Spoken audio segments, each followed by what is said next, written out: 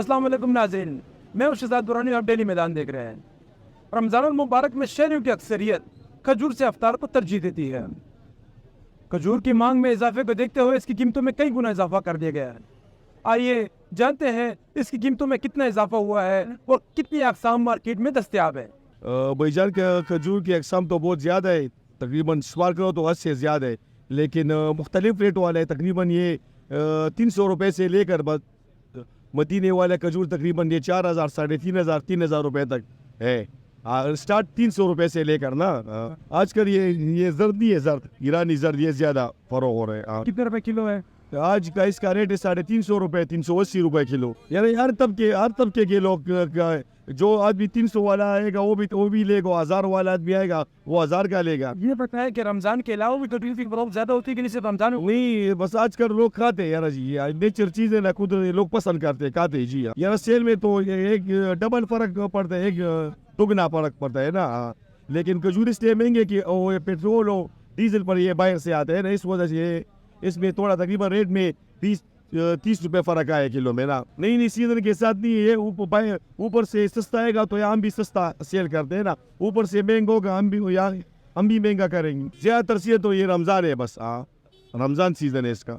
ہر چیز رمضان کی آمد سے بڑھتا ہے، ہر یہ چیز کھجور نہیں ہے، کھجور کے علاوہ اور بھی چیزیں سارے بڑھتے ہیں ریٹ۔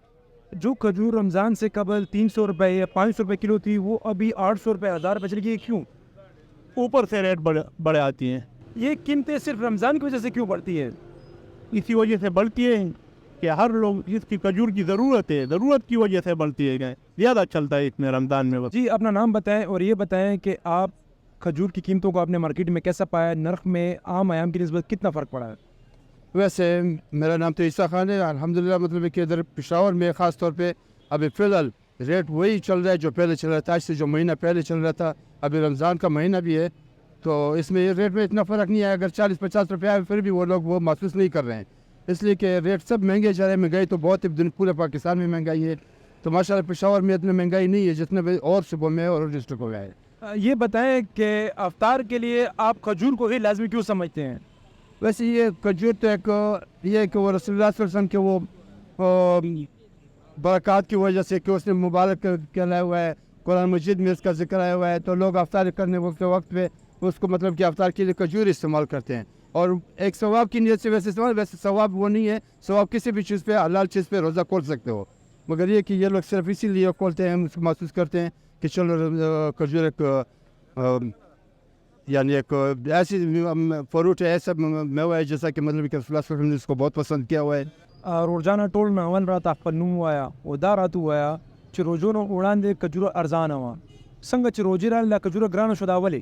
بسم اللہ الرحمن الرحیم۔ زمان بشیر دے اصل کی دا پیغمبری میں ودا کجورا دے معیار سڑے روزہ ماتی، بلکہ دا رمضان میں شدا پدے تر سیوا گرانی شی چند منڈایانو کم گران رہس دی واقعی دی ریڑو والے لم گران ورکی پدی وجہ میں دا افطاری ہر سڑے پدی دا خوخی پیغمبری میں ودا سنت عمل دے پدی وجہ میں ہر سڑے رمضان دا پر روزی و بس سودا جانی پی پدی وجہ میں دا گران پدی وجہ میں دا گران دے وقت ٹولنا گران کجورو تاسو را کم دا گران کجورا خدا لاندے پراتا دا مبروم کجورا دا کاٹان کی آگا کلو دا 900 روپے کلو دا آئی کی بیا کمزور اشتے دا 650 روپے کلو دا اور ٹولنا ارزانہ کجورو کم ارزانہ کجورا پا گیا گیا دا 450 روپے کلو دا اور 100 روپو نا کجورو چلو کی کلو 100 روپو پورے دا یرا دا امبر وطاوی اجوا ورطاوی 3200 3000 پور اشتے دے تر 200 نوالا بعد دسی پسی ورخواگی کنو